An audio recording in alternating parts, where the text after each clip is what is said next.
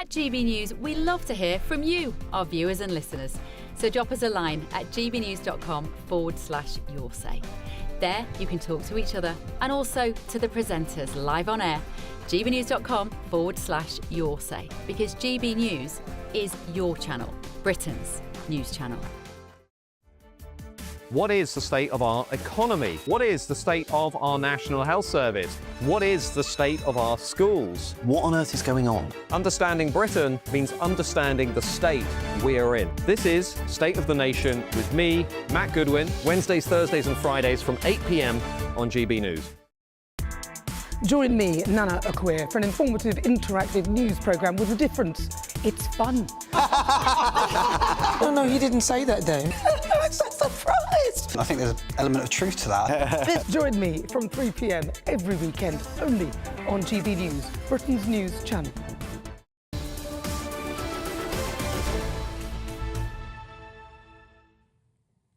Welcome back to Britain's Newsroom. It is, of course, Wednesday, and so no doubt you will be staying tuned to watch PMQs this afternoon. Not the Prime Minister, though, is it, Andrew? No, it's Angie Rayner, who I always think acquits herself rather well at the dispatch box, actually. As I said last week, I do not understand why Kemi Badenoch sticks to the convention where she feels she can't ask the questions, because I think she should. Yeah, I agree. Stella Creasy there, standing up. And, no, I think Angela Rayner does all right. You know what? She's a northern lady who likes a row. She does. And she holds her own. Stella Creasy, by the way, she's the Walthamstow MP speaking. She's one of those who's involved in the Great Benefits Revolt, which is going to be all-consuming by the time the Prime Minister comes back. Yeah, absolutely. And it's Chris Bryant speaking currently at the moment. He's the Culture Minister. And Lucy Powell, the Leader of the Commons, next to him. She, of course, is the one who said, foolishly, if they got rid of the winter fuel allowance, if they kept the winter fuel allowance, there'd be a run on the pound. Stupid thing to say. Why was that a stupid thing to say? Because there wasn't a run on the pound. There's not going to be a run on the pound. They're restoring it. There won't be a run on the pound. It could take a lot more than that. Yes. It's 1.25 billion. That's peanuts in terms of government spending. It's been interesting to see what they talk about. So much international news at the moment going on. There's so many big global stories, particularly the Tories will go on. The Tories will go on benefits because Labour are uncomfortable. Yeah. Labour MPs won't want to be clapping and cheering their leader, because if 123 have signed this motion, you can be certain there's dozens more want to, but it's too scared to. Yeah. For various reasons, because of wish to get promoted, or they've had under pressure from the whips. But that will be the biggest. It would be interesting if there's even a hint from Angela Rayner that she's not as signed up to these cuts as Keir Starmer. Met somebody from the Cabinet Office last night. I was at a 4th of July party at she's such a name dropper. At the ambassador's residence, or American ambassador's residence. Isn't it magnificent? Magnificent. I mean, why, when I was growing up, did nobody say to me, you know what, you should be an ambassador? Oh, great job. Best job in the world. And you get Ferrero Rocher chocolates. Somebody in the office did point out to me, Bev, to be an ambassador, you have to be very diplomatic. And that might be why you were never in the frame for it. Might rule you out. But the best job in the world, and we were there. But anyway, I met someone from the Cabinet Office, and he was saying that in the mornings, there's TV in there, and they watch Britain's Newsroom. So very good morning to you. Yeah, they want to know. Everybody in the Cabinet Office. They want to know what mischief they're causing. I think now the Speaker is calling PMQs. So we're handing over now to Tom and Gloria. In their case. Right honourable friend, the Prime Minister was attending the NATO summit in The Hague. At this time of international volatility, we are working with our allies to de-escalate the tensions in the Middle East and to ensure the conflict does not intensify further. Our aim continues to be preventing Iran from securing nuclear weapon and to urge the Iranians to return to negotiations. Mr. Speaker, the situation in Gaza remains the gravest concern. Seeing the return of more hostages' bodies and that of Shay Levison and the Israeli Whippish family is heartbreaking. The remaining hostages must be released, and while aid must be delivered at greater speed and volume. Mr. Speaker, this week is Armed Forces Week. Our commitment to armed forces is unwavering. The The Strategic Defence Review outlines how we will give our armed forces better pay, better housing and better kit, and I pay tribute to their commitment, bravery and selflessness. Mr Speaker, this morning I had meetings with ministerial colleagues and others, and in addition to my duties in the House, I shall have further such meetings later today. Mike's up. Thank you, Mr Speaker. The party opposite gave up on law and order. They betrayed our country and let criminals run riot. Now they desperately post wannabe superhero videos, shamelessly pointing at the problems that they created. Last week, Mr Speaker, they had the chance to put it right, and what did they do? They voted against tough action on knife crime, on antisocial behaviour and on violence against women and girls. Does the Deputy Prime Minister agree that they should hang their heads in shame for failing to protect our streets? Order. Spoke to government responsibilities, not the opposition. Let's come to Mel Stride. Thank you, Mr Speaker. Mr Speaker, it is a pleasure to stand opposite the Right Honourable Lady. Despite what many may think, we have a great deal in common, not least that we both viscerally disagree with the Chancellor's tax policies. And it is great to see the Right Honourable Lady standing in temporarily for the Prime Minister for the second week running, although I know there are many sitting behind her who wish this was a permanent arrangement. Indeed, Mr Speaker, you will find many of their names amongst the 122 who have signed up to oppose the government's welfare bill. They say that the bill is dangerously rushed and ill thought through. So can the Right Honourable Lady explain why she thinks that she is right and 122 of her own colleagues are wrong? Deputy Prime Minister. Well, first of all, Mr Speaker, it's nice to face the latest wannabe at your dispatch box. I'll tell the Right Honourable member why we're pressing ahead with our reforms, and that is because we're investing £1 billion into tailored employment support, a right to try to help more people back into work, and ending reassessments for the most severely disabled who will never be able to work. Mr Speaker, we won't walk away and stand by and abandon millions of people trapped in the failing system, left behind by him and his colleagues. Well, Mr Speaker, the Right Honourable Lady completely sidestepped my question. She can't even defend her own government's policy. Can she at least assure the House that the vote on Tuesday will actually go ahead? On Tuesday. Deputy Prime Minister. Mr Speaker, I don't know if he sort of listened to what I said because I was reading off the script, but what I can tell him, and I don't need the script, we will go ahead on Tuesday. Well, there you have it, Mr Speaker. There will be a vote in this House on Tuesday on the welfare bill, although many on the back benches could be forgiven for thinking they've heard this before with the winter fuel payment, where they were marched up the hill, and we all know where that story ended. But, Mr Speaker, on this side of the House, we are absolutely clear. We will help her to get their bill through if they can commit to actually reducing the welfare bill and getting people off benefits and into work. Can the Right Honourable Lady make that commitment right now? Yes or no? Well, if ever we needed a reminder of the party opposite having no shames, it's their demands for this bill, Mr Speaker. He demands a programme to help people into work, exactly what this bill does. After he left 1 in 8 young people out of the economy, he demands no new taxes from the party that raised taxes to record levels, and he demands further welfare savings, Mr Speaker, from the man who was in charge as the welfare bill absolutely ballooned. They say cut welfare bill, they failed. They say cut people in work, they failed. They say no tax increases, they failed. Mr Speaker, I'm afraid the Right Honourable Lady has clearly not read her own legislation. The bill will will see the number of people on welfare rising for every single year going forward. There is no commitment from the Right Honourable Lady to cut the number of people on welfare. And even if they manage to deliver these reforms, almost every respected economist now says tax rises are all but inevitable in the autumn. But after the budget, Mr. Speaker, the Chancellor said, and I quote, "I'm not coming back for more taxes." Mr. Speaker, British businesses have been hit again and again by Labour's economic mismanagement. They are desperate for certainty. So can the Right Honourable Lady give them that certainty now and repeat to the House the Chancellor's promise not to raise taxes at the budget? Deputy Prime Minister. Well, Mr. Speaker, this is a bit rich. Unbelievable. Inflation above 11%. The biggest tax rises by their party. I take no lectures.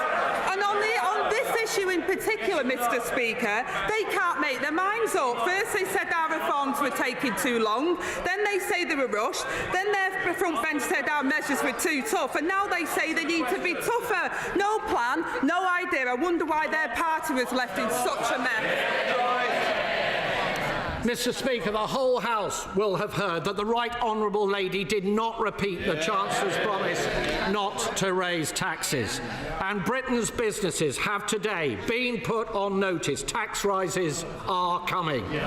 Specifically, in her own area, despite Labour's promises to freeze council tax, the IFS says that the spending review will mean the biggest council tax increases in a generation, a £7 billion tax rise. And yet the Chancellor and the Prime Minister have repeatedly claimed that the government will not raise taxes on working people.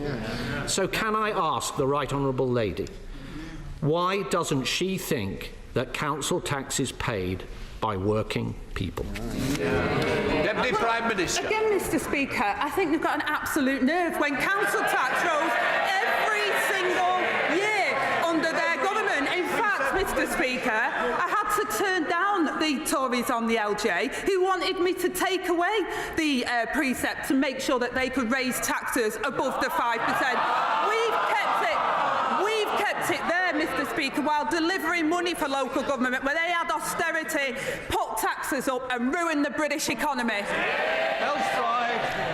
Well, Mr. Speaker, when you cut out the blather, isn't the reality that this Labour government has condemned us to higher taxes, more debt, fewer jobs, more pain for businesses right up and down our country? Borrowing up, unemployment up, inflation up. Yet the Right Honourable Lady tells us the government's plan is working. It's not just me who isn't convinced, Mr. Speaker. The people behind her are not convinced either. And neither are the public. In fact, Mr. Speaker, I'm not even sure if the Right Honourable Lady herself is convinced. So can I ask her, isn't she just a little embarrassed to be defending policies she doesn't even agree with herself? Deputy Prime Minister. Mr. Speaker, I'm embarrassed every week that somebody comes here from their opposition who doesn't apologise for the mess they left this country in. There was one party that crashed the economy and left families paying the price. We're putting working people first, Mr. Speaker. I'm proud.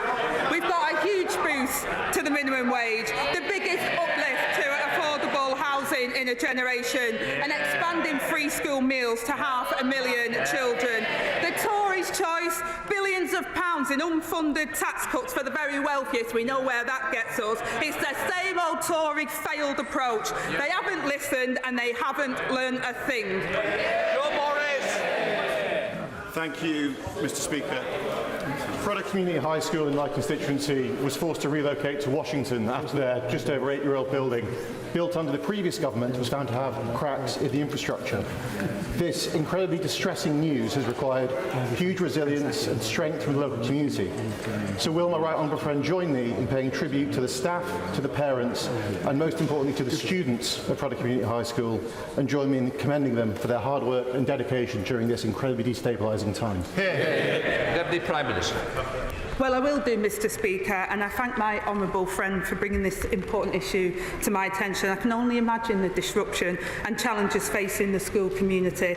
One of the shameful legacies of the party opposite was to leave schools across our country literally crumbling. We're fixing that with £20 billion of investment in school rebuilding programme over the next decade to rebuild over 750 schools, Mr. Speaker, and I know the Minister for Early Education will be happy to meet with him to discuss. Deputy Leader of the Liberal Democrats, Stacey Cooper. Thank you, Mr. Speaker. And may I start by associating myself and my party with the remarks of the Deputy Prime Minister in calling for de-escalation in the Middle East, for the release of hostages and for the urgent aid to get into Gaza. We Liberal Democrats are opposed to the government's cuts to personal independence payments and carers' allowance. And with a growing rebellion on the government's own benches, it seems as though the government may be forced to push these cuts through with the support of the official opposition. The Deputy Prime Minister knows that some of those affected are still waiting for justice after the carers' allowance scandal saw thousands of innocent carers hounded for repayments.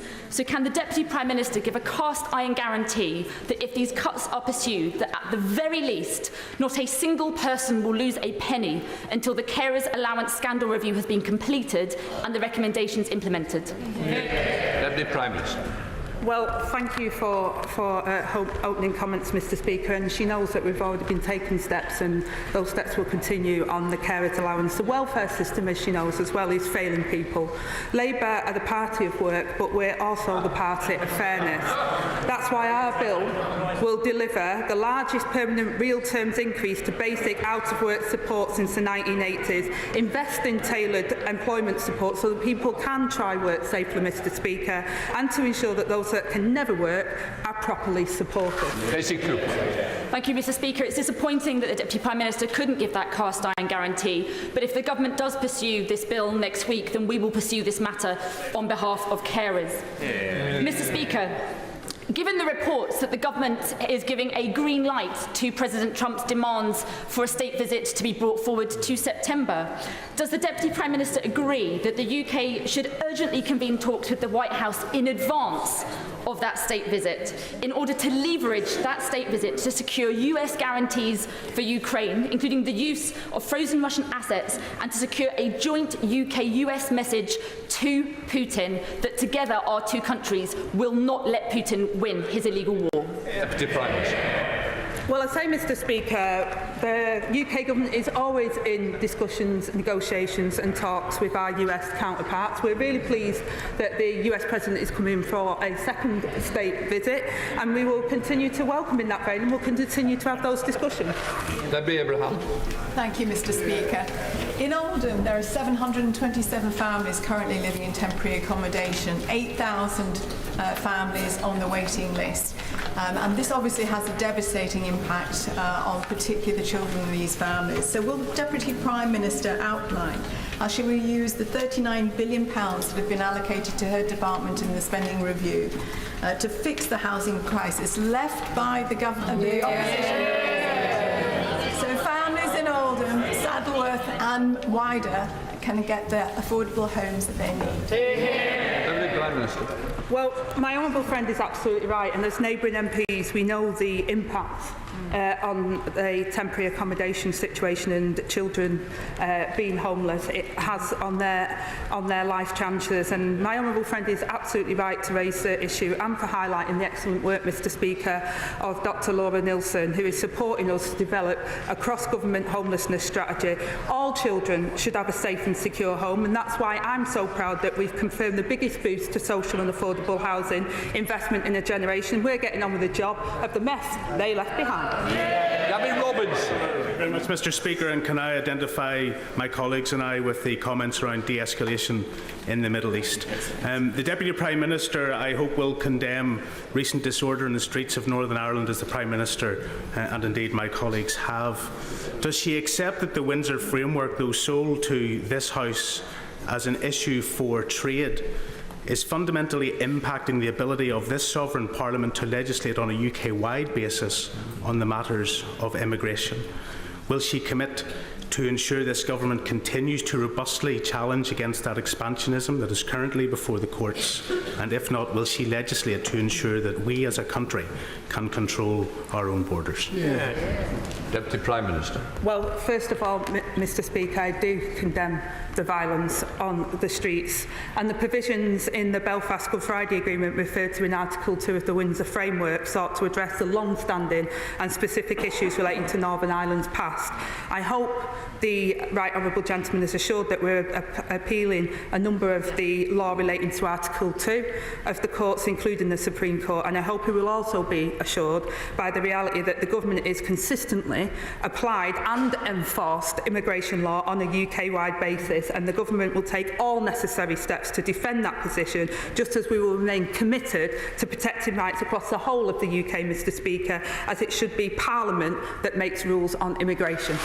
Rebecca Longben. Thank you, Mr. Speaker. Last night, Newsnight covered the Daily Mirror's 3-year investigation of the new blood scandal, in which thousands of troops had blood and urine monitored, even chest x-rays, during nuclear weapons tests, but the results were withheld from their medical records and their suffering denied for decades. So as a fierce supporter of these men and their families who she's met with me, will the Right Honourable Lady agree this Armed Forces Week that time is now of the essence? These elderly veterans deserve answers, justice and an apology. Deputy Prime Minister. Well, as my honourable friend said, Mr. Speaker, I commend her for the campaigning work that she's done on this issue, and I have met with some of those affected, and I know the strength of feeling on this, and I've heard their deeply personal testimony and experiences. I pay tribute to all of the nuclear veterans and their enduring contribution to our nation's security, especially during Armed Forces Week, and we're looking into unresolved questions regarding medical records, Mr. Speaker, as a matter of priority. Ben Lake. Mr. Speaker, I should like to join the Deputy Prime Minister in thanking members of the Armed Forces community for their service. And, Mr. Speaker, I've had the privilege in recent months of meeting many veterans in my own constituency, some of whom still carry the trauma of war. Some, including amputees, have told me how repeat disability assessments are too often required of them in order to access financial support. And so does the Deputy Prime Minister agree with me that veterans with life-changing service-related injuries should be exempted from repeat disability assessments in future? Deputy Prime Minister. Well, Mr. Speaker, again, that part of the reforms we want to do is ensure that those that can never work are properly supported and not put through this endless assessment. And I thank the Right Honourable Member for raising the case. We are committed to renewing the nation's contract with those that we serve, and a range of support is in place for veterans, including dedicated medical and physical health care, pathways in the NHS, employment and in housing. And the new support system, Valor, backed by £50 million of funding, will provide a network of support centres to connect veterans with local and national services. Natasha Irons. Thank you, Mr. Speaker. Successive Conservative governments stripped our councils of funding for youth services, pitting them against services with stronger statutory protections. This has led to 1 in 8 councils no longer having a youth centre, and in Croydon, London's youngest borough, is about to lose its youth engagement team and its last crumb of council-run universal youth provision. So can she outline what this Labour government is doing to support our young people? And does she agree with me that this is time again to look at statutory protections for youth services so that all young people, no matter where they live, can get the services they deserve? Prime Minister. Well, I completely agree, my honourable friend, that the party opposite left a trail of devastation across education and youth services, and given half the chance, judging by their moans, Mr. Speaker, they'd do it all over again. We're making different choices, working with young people to draw up a landmark new national youth strategy, investing £145 million this year to provide stability to the youth sector, rolling out youth future hubs to expand access opportunities and reduce crime, and extending access to mental health support to nearly 1 million more children this year. James McCleary. Thank you, Mr Speaker. The Government's expansion of funded childcare from September is welcome, but early years settings are facing a critical staffing crisis that could make expanded provision practically impossible. Not enough applicants, lack of qualifications, low salaries and high turnover mean that many nurseries are operating well below capacity.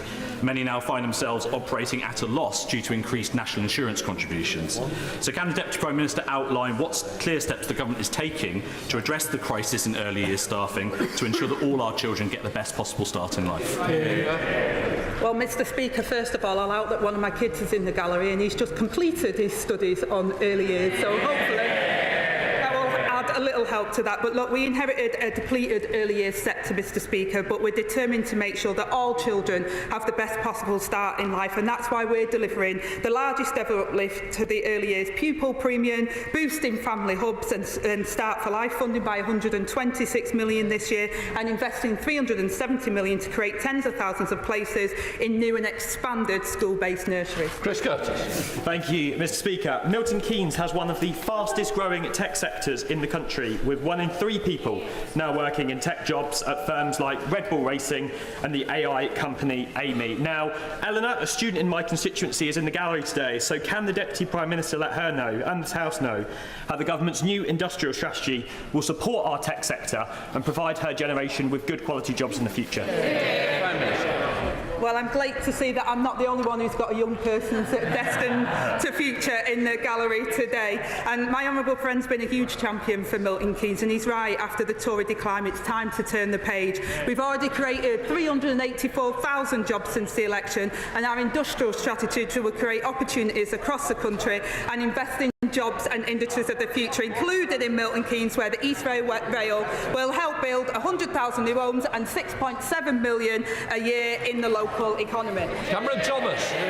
Thank you, Mr Speaker. In 1957, my Tewkesbury constituent Ronald Clark was amongst 22,000 UK personnel exposed to nuclear testing on Christmas Island. These veterans and their descendants have suffered various cancers, crippling illnesses and deformities, but the MOD has never accepted liability. Noting the Deputy Prime Minister's response to her honourable friend doesn't quite go far enough.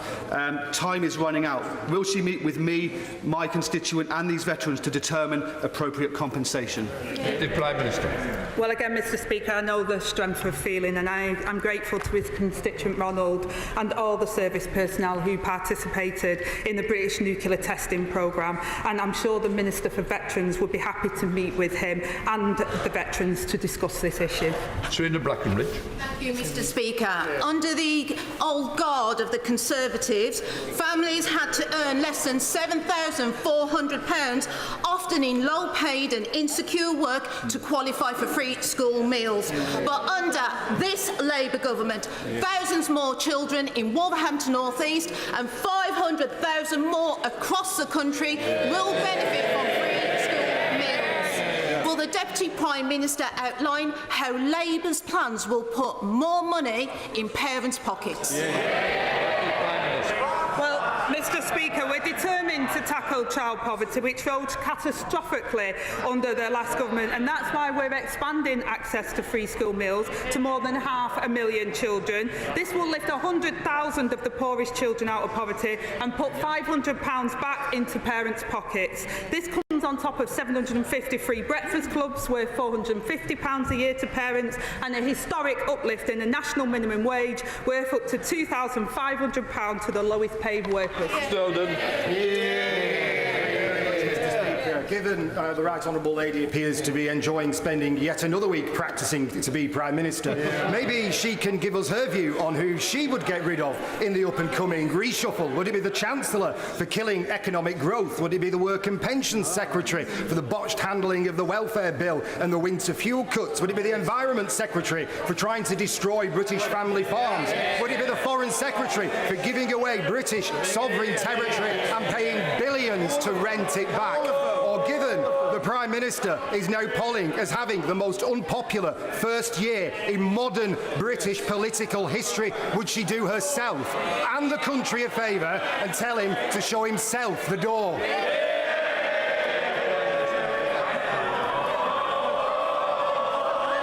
Mr Speaker, maybe he wants to go next week because it's been... quite the carousel, and the leader of the opposition said she was going to get better week on week. She already has in the last 2 weeks by not turning up.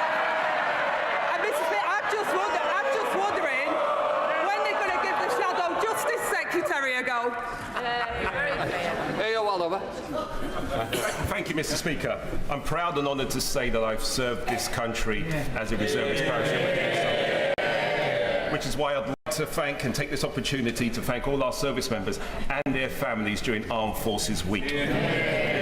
This Labour government has announced the largest sustained increase since the end of the Cold War. Will the Deputy Prime Minister set out how the government will rebuild Britain and secure our defence for the future? Well, Mr. Speaker, I thank my honourable friend for his question and for his service. He's absolutely right. Our armed forces represent the very best of Britain and put their lives on the line for us every day. It's our responsibility to support those who defend us, and we're delivering the biggest sustained boost to defence spending since the end of the Cold War. The Strategic Defence Review sets out our vision for defence, driving jobs and prosperity and renewing the nation's contract with those who serve to secure Britain into the future. Oliver Dowden. Thank you, Mr. Speaker, and it's a pleasure to be asking the Right Honourable Lady another question at Prime Minister's Questions, although this time just the one. There has been a proliferation of houses of multiple occupation in my constituency in places like Potters Bar and Bournemouth. Quiet residential streets like Tiverton Road and Organ Hall Road are being blighted by houses, quiet family houses, being converted into houses of multiple occupation, leading to a surge in antisocial behaviour and parking problems. May I therefore urge the Deputy Prime Minister to look at enhancing the powers of local councils to stop these kind of developments where they are not wanted. Deputy Prime Minister. Well, Mr. Speaker, I do miss our exchanges. I hope he's been wearing his Factor 50. He knows how it can get for us gingers in the hot weather. But he also knows, Mr. Speaker, that local authorities have planning powers to limit the proliferation of small houses into multiple occupation. And his government left a housing crisis. I'm getting on with fixing that with the 1.5 million homes that we're going to deliver. The member for Clacton put a singular burning injustice first. The plight of overseas billionaires paying too much tax. Does the Deputy Prime Minister agree with his priority, or with me, that the Reform UK doing sweetheart deals with the super rich is a betrayal of British working people? Well, Mr. Speaker, I was asked about the member for Clacton's mathematics the other week, and my honourable friend is absolutely right. The mask has slipped again this week. The honourable member for Clacton demands billions more in unfunded tax cuts for the very richest, while he marches through the lobbies in the House of Commons to vote against sick pay for the lowest earners. We know who pay for reform tax breaks, Mr. Speaker, for overseas billionaires, tax hikes on working people and patients being charged to see their doctor. Labour won't let that happen. Thank you, Mr. Speaker. When my young constituent Axel was given his EHCP a year ago, his primary school place was withdrawn and no replacement offered. His nursery allowed him to stay on till Christmas, but since then, apart from a short break at a school, he's had nothing. He's at home with his mum, no alternative provision for younger children, and those young children can't travel a long way. His mother also can't go to work. So while I welcome the white paper in the autumn, can the Deputy Prime Minister commit to Axel's mum, but also the parents of Freddie, Ewan, Ethan and the other 640 SEND children with no school to go? There'll be somewhere for them in September. Deputy Prime Minister. Well, Mr. Speaker, I'm really sorry to hear about Axel and the other cases that the honourable member mentioned. Those with special educational need do deserve proper support and shouldn't be left at home. We're determined to fix the SEND system and support children before issues escalate to this type of crisis point. We're investing £3.4 billion this year to deploy specialist teams across early years and primary school settings, helping to identify and respond to speech and language needs, particularly for children with SEND. And we'll set out our full plans, Mr. Speaker, to the reform of SEND this autumn, including support for early years. Thank you, Mr Speaker. Growth needs to be delivered and felt in all parts of the country, and the infrastructure strategy, changes to the Green Book and the £1.8 billion secured for the North East are a clear demonstration of our commitment to that. In my area, Moor Farm roundabout is blocking growth and is causing misery for people locally. Does the Deputy Prime Minister agree with me that improving infrastructure in the north, like at Moor Farm, will show how we are investing in all parts of the country? Deputy Prime Minister. Well, she's absolutely right, Mr Speaker. The previous government didn't have a plan for areas like the North East, and I know she's been a champion regarding the Moor Farm roundabout. And this government is changing the situation by investing £15.6 billion funding for local transport projects across the country, opening up access to jobs and improving living standards, including in the North East. Neil O'Brien. Mr Speaker, Labour have invited proposals from cities to expand their boundaries, and the Mayor of Leicester wants to expand the city to swallow up areas like Oadby, Wigston and Great Glen. But local people don't want this, and thousands of them have signed our petition against it. It's not just the higher council tax, they want to keep their own local identity.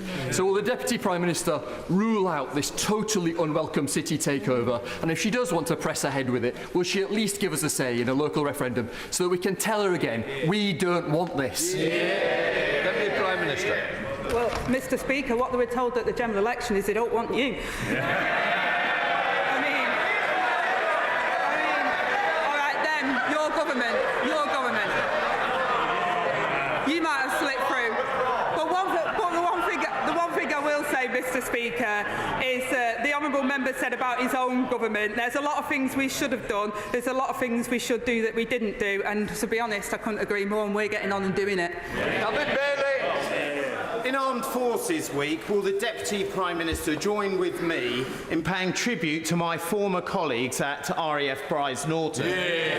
I know she will share my horror that some on the opposition benches responded to that appalling attack on that base, not by recognising the consequences of 14 years of Conservative underinvestment in our defence, but by personally smearing one of our brave members of the Royal Air Force.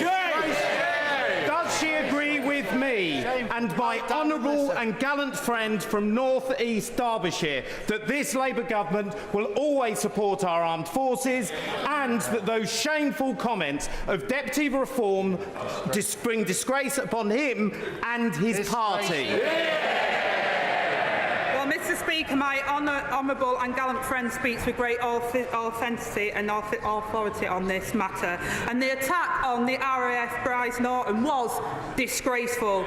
But what was even more disgraceful is Reform blaming the commanding officer, an accomplished woman who has served her country, rather than the criminals that were responsible. That's not leadership, Mr Speaker, but we shouldn't expect anything better from the party of the Putin apologists.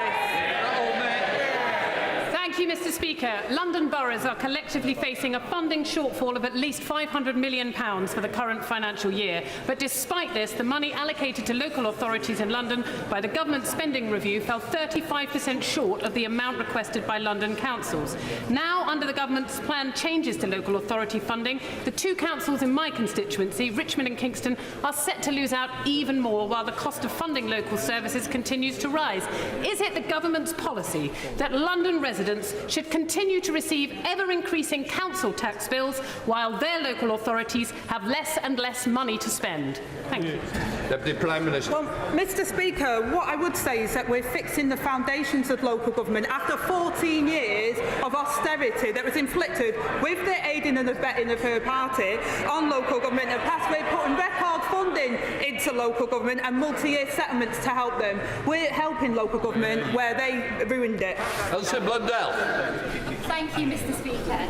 Digital black spots are areas without good mobile broadband connectivity or holding communities back. In Middleton, an area my right honourable friend knows well as a fellow Greater Manchester MP, many local businesses and people remain cut off from the economic growth of the wider city region due to lack of mobile signal. How can we make sure that this government's mission to capitalise on the promise of technology is felt in all parts of the country, including Middleton? Well, Mr. Speaker, she's absolutely right. I've had digital black spots as well myself, so I understand the member's frustration. I would say to the member, the industrial strategy was launched this week, and there are some great ideas, and now we make sure we get super fast broadband everywhere, and that we can all use our phone, Mr. Speaker, to make sure we can get connected when they left us disconnected. Final question, Jeremy Corbyn. Thank you, Mr. Speaker. Yesterday, 86 people were killed in Gaza by Israeli forces. A further 56 were shot dead whilst queuing for food to try to sustain themselves under the occupation of the Israeli forces. Israel stands condemned for acts of genocide, for war crimes, for their occupation of Gaza and their activities in the West Bank. So 2 points to the Deputy Prime Minister. Why does Britain still supply parts for the F-35 jets that have been used to take so much life in Gaza? And secondly, how is it that this country has got to this situation where we stand on the wrong side of international law when war crimes and genocide are concerned? So will she support my private member's bill calling for an independent inquiry into how our policies evolved into this parlous situation? Yeah. Prime Minister. Well, Mr. Speaker, Israel's recent action is appalling and counterproductive, and we strongly oppose to the expansion of military operations, settler violence and blocking of humanitarian aid. We have suspended FTA talks and sanctioned extremists supporting settler expansion in the West Bank, and it's a long-standing principle, Mr. Speaker, that genocide is determined by competent international courts and not for government, and we do not sell arms trades directly to IDF that might breach international humanitarian law. Right, that completes Deputy Prime Minister's questions. Oh, Angela Rayner there taking questions in place of the Prime Minister. She confirmed that at this point in time, that welfare vote, which has a huge Labour rebellion, will be put to MPs next Tuesday. That's what I took away from it. What did you take away from it? And what did our political editor, Chris Hope, who was watching, take away from it? Chris, there you are in Westminster. Absolutely, Gloria, and hi, Tom. Well, you absolutely nailed it. That is the story of Deputy Prime Minister's questions. The government is going to go ahead with a vote on Tuesday, which could, frankly, kill the bill. It's a wrecking amendment. It's called a reasoned amendment in Westminster Parliament. We heard there from the Deputy Prime Minister, Angela Rayner. We will go ahead on Tuesday. That sets up a high noon, I think, on these benefits changes. We had thought something has got to give, but over in Brussels, in The Hague, I should say, where the Prime Minister is, they're very clear the government's going to push on through. 122 MPs have signed this wrecking amendment. Despite that figure, they're going to go ahead. How will they get it through? Probably with Tory votes, maybe, if they can agree to the terms set by Kevin Badenoch, but that's not possible either. Maybe Lib Dems might help them. Maybe the 5 Reform MPs may help them. Don't forget, they want to lift the 2-child benefit cap. We are in for an absolutely rollercoaster ride between now and next Tuesday. And I remind you, of course, this government marks its 1 year on anniversary since that extraordinary election win last year next week. So what a way to mark it, extraordinary. 2 other quick things from PMQs. Angela Rayner, the Deputy PM, of course, not in charge of taxes, but she wouldn't say that taxes won't go up when challenged by Mel Stride, of course, standing in there for Kevin Badenoch because Keir Starmer's not here. That was fascinating, because if they don't go ahead with these cuts next week, where will you find £5 billion? And there's a risk here, I think, unless you get the cuts through, the markets might react. We get into a Liz Truss situation. That's why I think the government is trying to hold firm on the benefit cuts. And just finally, from the Liberal Democrats, Daisy Cooper, the Deputy Leader, she's pushing now. Will there be a Donald Trump state visit in September? No comment from the government, but it looks like that's where it's going. That's certainly what I've been told by my sources. It'll be quite a rollercoaster ride, also with Trump arriving shortly within the next few months. Back to you both.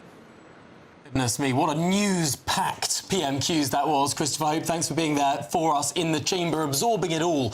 Delighted to say that here in the studio, delighted to be joined by the Labour MP for Bolsover, Natalie Fleet, and the Conservative MP for the Isle of Wight, or Isle of Wight East, I should say, Joe Robertson. Natalie, going to start with you. Obviously, that big story. This vote is going ahead on Tuesday. Jim has written in to ask, would Angela Rayner be voting for the amendment to the Benefits Reform Bill? I suppose getting at that idea that there's a lot of people, particularly on the left of the Labour Party, who simply disagree with any sort of cut to any sort of welfare. I have thought a lot about welfare. I grew up on welfare and then I was a benefits advisor once I started working. This has given me sleepless nights. And then we saw the detail. And I thought about, right, OK, so now we've got the facts in front of us. Who is it that I'm responsible to? There's only one group of people that I'm responsible to, and that's my constituents. There are disabled people in my constituency that are really scared, and I don't believe they should be. 9 in 10 people will continue to get PIP. Every time I've sat down with somebody, they've said, Natalie, this isn't going to happen. I'm going to lose my mobility component. No, that's not going to be affected. I'm not going to get 4 points. I think you'll get 4 points, and this is how. I have been able to calm and reassure them, and I think that this is the right thing to do because we have to make sure that disabled people are absolutely supported. That is a non-negotiable. That's why I'm here, and that is why I am part of the Labour government. I've seen them let down for 14 years, and I believe that it's our job to protect them.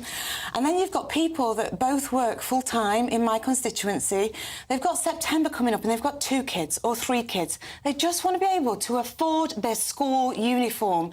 They said to me, Duck, I'm really worried that you're not going to look after our taxes. And I said, we are going to look after your taxes and we're going to spend them in a Labour way. And this is what we are doing now, making sure that the most vulnerable are protected, but that those taxes are spent properly. You say 9 in 10 people will keep their disability benefits. 10% won't. Yeah, so we've got 1,000 new claimants every single day. It's totally unsustainable. It's out of control. It's not like it is in any other country. What is happening here that we need to do something about? We're going to put more money into making sure that people are supported into work. But 10% of the people that come to you that say, I'm going to lose my benefits, they're right. So we need to make sure that those that get it are those that need it. And I don't think anybody would argue with the fact that 10% of claimants that don't get it, that's actually fair, because not everybody that claims it should be able to get it. OK, let me bring in Conservative MP Joe Robertson. The welfare bill is totally unsustainable. I think you would accept that. I think everybody would accept that. Therefore, you should be backing, with no conditions, if you accept that premise, they're trying to get a grip on it, you should back them. No qualifications, no questions. Thank goodness someone's trying to deal with this ballooning bill. You're on side. They're not trying to get a grip of it. In fact, even if this bill goes through, there will be more people on welfare benefit year on year on year. This bill does not reduce the amount of people on welfare. What it is a cash grab for £5 billion because the Chancellor has ground the economy to a halt and she needs money. This isn't reform, it's not targeted, it's unfair, it's taking money from some of those, yes, who shouldn't be on benefit. It will also take money from those who should and deserve I don't the money believe that's they true, receive. Joe. Have you got any examples of who you believe should be on benefits that these measures will take off them? So the thousands of children that will be pushed into poverty by this, according to the government's own impact assessment. And we've already put measures in place. We are making sure, sorry, you've gone there on child poverty. You dared to go there on child poverty. The last Labour government took me out of poverty, and that is why I am here today. I'm not here to talk about Tony Blair and Gordon Brown. I'm here to talk about Keir Starmer. Less children will be in poverty than they are now. Where was your child poverty strategy? You didn't have one because you didn't care. Now, for political point scoring, you seem to care. No, I don't want people who are on PIP who need their money so that kids can be fed before school. You know that food banks didn't exist. Your 120 of your colleagues agree with me. They don't agree with you. They are They've good signed people an that care about their communities. They do not agree with you. They are angry with you for 14 years. You know, when I was a benefit benefits advisor, not only did you not want them to claim benefits, you didn't want people like me to be able to advise them, which is why I was made redundant. They deserve better, and there's no wonder that disabled people are scared, because they have seen how your government $5 billion off their treated them benefits. over 14 years. That was unfair. We are doing this 10% of with them will Labour lose. values. 10%. Jo Robertson from the Conservative Party. I'm stressing that just for people who are listening on radio. This is what happened on your watch. So the year before the pandemic, in 2019, PIP cost the then government, your government, £12 billion. Last year, it cost the government £22 billion. So that massive increase, you're saying, well, actually, just more people needed PIP during the last Conservative government. That's why Jeremy doing the right thing. Everybody agrees that too many people became reliant on welfare during COVID, and that we, the last Conservative government, didn't do enough to bring people off. I'm absolutely up for welfare reform that reduces the amount of people reliant on welfare, but it has to be done in a way that targets those who shouldn't be receiving welfare. That is not what this bill is about. In terms of specifics, it doesn't Joe, reduce what the do you amount of think people on this welfare. does that It you takes believe it £5 shouldn't? billion as a blunt cut in order to fill the Chancellor's coffers because she's ground the economy to a halt. I have a question. OK, I can give you a specific. OK. Labour's Natalie Fleet. I think there's a consensus, probably among those watching and listening, on this panel, whether we're presenting or our guests, that people need to be off benefits and get into work where they can. The question is whether it is fair to take money from people who can't wash below the waist. These are the people, specific. Yeah, these are the people that I'm most scared about, because they are worried. They don't need to be. This bill is absolutely for them. So if you don't score 4 points, which is what you need to score... 2 points. You only score 2 points if you can't wash below the waist. So 99% of people that don't score 4 points there will still retain PIP. There are 10 descriptors. I carry them with me. Everybody that talks to me about a specific example, I tell them why their mobility will be protected, that we're only reassessing the physical care element. I talk to them about how they will be looked after. And instead, what we're getting is really extreme examples like that. Nobody that can't wash below the waist will lose out on PIP, because they will score 4 on one of the other areas. And I think it's fear like that that means we've got to this place. Jo Robertson, the Conservative Party offered to support Labour in this bill if they matched 3 tests. None of those tests were to do with the internal workings of this bill. They were to do with not raising taxes elsewhere. They were to do with other things. Why do you seem so implacably opposed to this bill as it is written, when your party leader suggested that she could offer your vote, and indeed the 122 Conservative MPs that there are in the House of Commons, to vote for this bill on the basis of completely separate conditions? So I don't agree they're separate. One of the conditions was that the Prime Minister, the Chancellor, will reduce the amount of people on welfare, because this bill doesn't do that. And Deputy Prime Minister so you'd failed like to to see agree with harsher that. cuts? Yeah. Reduce, targeted, so that people who don't need it and people who are claiming fraudulently are removed from the welfare system, not this blunt £5 billion cash grab, which will target some of those, but also vulnerable people as well. One of the other tests is also that more people will be in work. Taking people off welfare goes hand in hand with getting people into work. We've got record numbers of employment support. But personal independence payments are given irrespective of whether you're in work or not. I mean, there are literal millionaires in this country who are receiving personal independence payments. Should those be means-tested? So the overall welfare package is not just about PIP, that's one part of it. But there is no plan here, very few incentives to get people into work. One thing I do support, by the way, one thing I do support is the right to try. That is that people are given a chance to try work, and then if they don't like it or can't do it, then they don't need to be reassessed. I support that in this bill. There are elements of this bill I support.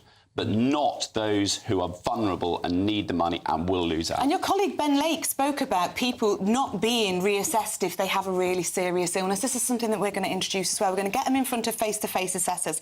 If they don't pass, we're going to make sure that they've got proper support into employment, because we know how important and life-changing employment can be. But also, when we've got people, whether they're veterans or not, that are really seriously ill, we're saying you don't have to keep going through this. We're going to make sure that you're protected for life. Natalie, it's really clear good. you understand a lot about this bill. You've read it from front to back.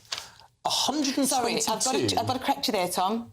I've lived it. It's my life. It's the life of the people I care about. It's the life of my constituents. This isn't about academic bills or research papers. This is about my community and me and what it feels like, the lasting legacy and of no one's growing taking up that on away from you. benefits. But what do you say to the 122 of your colleagues, some of whom will have had similar experiences? Do they just not understand it as well as you do? Why have they come to a different conclusion to the conclusion that you've come to today? The conclusion that I've come to has kept me up at night to get to, and I don't judge anybody that's come to a different conclusion. These are good people in the most diverse government we have ever had. We all want the same thing. We just have very different ideas about how we get there. But you seem so sure that the genuinely vulnerable will not be harmed, and your colleagues disagree with you. And that's OK to disagree. We've got different avenues of how we get here. You didn't sound very OK when I disagree with you. Can I ask you, Natalie, if it kept you up at night, clearly it's been a very difficult issue to come to a decision on. The reason it kept me up at night is because I was just as scared as everybody else. The detail has helped. So realising I think you need to explain to your 120 MPs and then the government will get it through next week. I think your whips need to deploy you to your colleagues. I've been called a lot of things, and whip is one of them. But I'll tell you what is difficult, though. If Keir Starmer cannot get this legislation through Parliament, he is a leader only in name. If you are a Prime Minister that can't get your own legislation through, if all these people do vote against his plans, he has no authority. I have no idea what happens over this next week, and I feel like I'm living as part of history. I feel the responsibility to my constituents, disabled people and taxpayers, very heavily on my shoulders. I don't know what happens, but what I do know is that a year ago we elected a Prime Minister to run a government that has got an insane majority, one that is better than I ever thought was possible. Why does it feel like a hung Parliament, then? I mean, isn't this the most extraordinary thing? Keir Starmer has a majority of almost 200 MPs, and we're talking about whether or not he'll lose a vote. I mean, this is someone who has absolutely no authority left. He's had to U-turn on one of the biggest economic decisions that Rachel Reeves made off the bat of things. I don't think that's... And now we're looking at a government that... I remember back to the sort of last days of Boris Johnson, where it was announcement U-turn, announcement U-turn. Despite his 80-seat majority, it felt like he didn't have a majority at all by the end of it. We've achieved that in just 11 months of this government. I tell you what we've achieved in 11 months. Some really incredible stuff, making sure that kids aren't hungry. What happens over this next week, I don't know, and we'll see. I mean, we've heard from Angela today that there will be a vote on Tuesday, and if we do have a vote on Tuesday, I absolutely will be voting for it because it's the right thing. Oh, go on, Joe White. I'm usually wrong when I make predictions, but anyway, I'll make it that it won't go ahead on Tuesday. Joe Robertson. I was confusing your name and your constituency. Oh, right. My apologies. I think there's no guarantee the vote will go ahead on Tuesday. It's 6 days away. A lot's going to happen. So, yeah, 50-50. But you should. I think you're being too tricksy. I think that's the possible accusations that you will face because you say, oh, no, we absolutely want to get the benefit bill down, so match these conditions. Everyone knows it's out of control. Even if it helps a bit, you should be there supporting them. I think asking that the bill... Because Janice says benefits claimed fraudulently should be repaid. Those doing this know they're doing so. It's a lifestyle choice for people. Of course, you don't need a bill through Parliament to say that fraudsters should be taken off benefits and the money be repaid. We have law. We have law for that already. 1 in 10 people having a face-to-face assessment. Even bringing things like that back will mean that the benefit bill goes down. There's bits in this bill I support. I've already acknowledged that. There are bits in this bill I support. It's the vulnerable people who will lose money that I really struggle with. Thank you. Natalie Fleet from Labour, Joe Robertson from the Conservatives. What a debate. It's going to be quite a week. Thank you for watching or listening to PMQs Live with Gloria De Piero and Tom Howard. He stays with you, so don't go anywhere because Emily is with him to present Good Afternoon Britain. Thank you for your company. See you next week.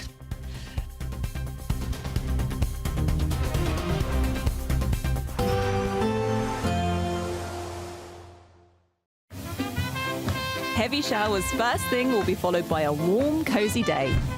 Boxed boilers, sponsors of weather on GB News. Hello there, good morning. Welcome to your GB News weather update from the Met Office. It's a rather cloudy start to the day, though turning brighter by this afternoon. Can't rule out some showers though, and for many it is going to be another warm and muggy feeling day. And where we see the bulk of the cloud this morning, that's going to be where we see this weakening frontal feature just to the north of Wales and central parts of England, where at times we could see some drizzle also across southern parts of Wales, and also a fair few showers just moving their way into western parts of Scotland, northern parts of England. These should be mostly light, and by this afternoon there should be plenty of bright or sunny spells, but once again a few showers just starting to clip into the southwest. But for many it is going to be a warm and muggy day, particularly across the southeast. Highs of around 28 degrees Celsius here, but a chance that a few localised spots could be a degree or two higher. So to finish off the day then across Scotland, once again plenty of clouds, still a few showers clipping into western areas, and similar for Northern Ireland, a cloudy end to the day, but seeing a few more breaks in those cloudier skies across northern central parts of England. But across western Wales, parts of Devon and Cornwall, starting to see some showers push up here, and it's really across this south and southeast that there is a risk of seeing some quite heavy showers during parts of the night, particularly as we head towards the morning. Parts of Kent, for example, could see some quite heavy, if not quite thundery showers during most of the night, but by the early hours of the morning most of these should have cleared away. But plenty of rain still moving in from the west, this heavy at times, and for many once again it is going to be a warm, muggy and quite uncomfortable night, particularly across the south. Plenty of outbreaks of rain by Thursday, sweeping their way eastwards. This could turn heavy and blustery at times, particularly across Scotland, but most of this drifting eastwards by the time we reach the afternoon. So once again, plenty of bright and sunny spells by the time we reach later into the afternoon, and feeling a little fresher too, but still warm in the sunshine, highs reaching 25 degrees Celsius. There will be a light breeze in the morning, leading to a warm front. Boxed heat pumps, sponsors of weather on GB News.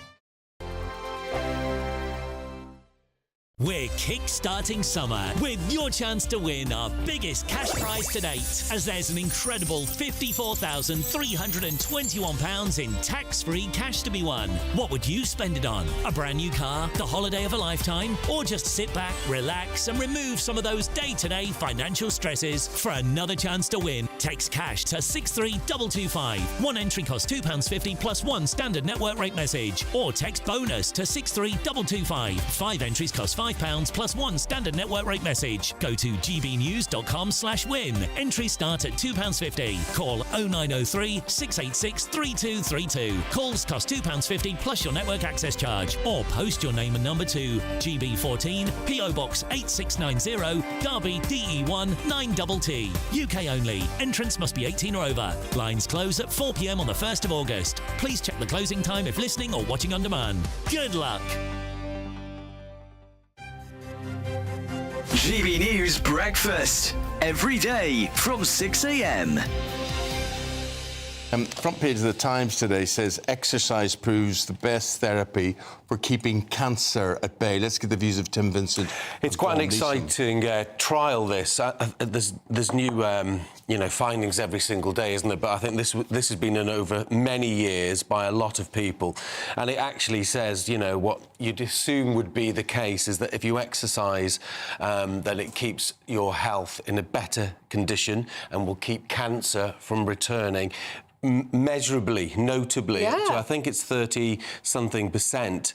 And this is on people that have had cancer and then are encouraged to exercise. And there's many doctors over the years have said, not quite sure. If you feel like you can exercise, then exercise. They're now saying you should exercise as soon as you feel good enough. This will make a big difference. This makes me feel awful because I would have been pro-exercise, except I can't move. I'm in a wheelchair now, and I can't put on the right trainers, I can't change, I can't go to the showers, I can't do things.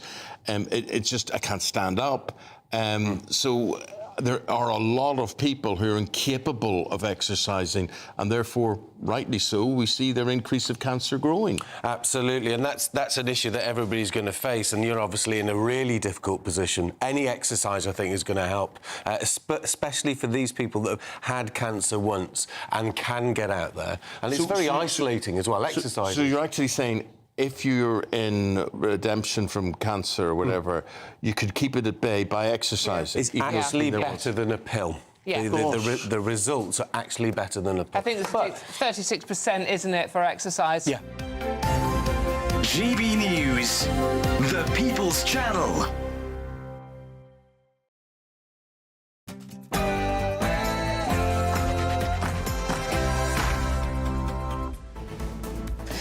Good afternoon, Britain. It's 1 o'clock on Wednesday, the 25th of June. I'm Emily Carver. I'm Tom Harwood. Ready for war? The RAF will carry nuclear warheads for the first time since the Cold War, as Sir Keir Starmer warns we can no longer take peace for granted. Well, a squadron of 12 F-35A aircraft will carry these tactical nuclear weapons, but, and it's a big but, the Americans are in charge of these weapons and not the UK. World leaders, including the Prime Minister and President Trump, are in the Netherlands today for one of the most crucial NATO summits of recent history. Yes, 32 NATO leaders here, but everybody wants to know about one, Donald Trump. He said NATO had to pay up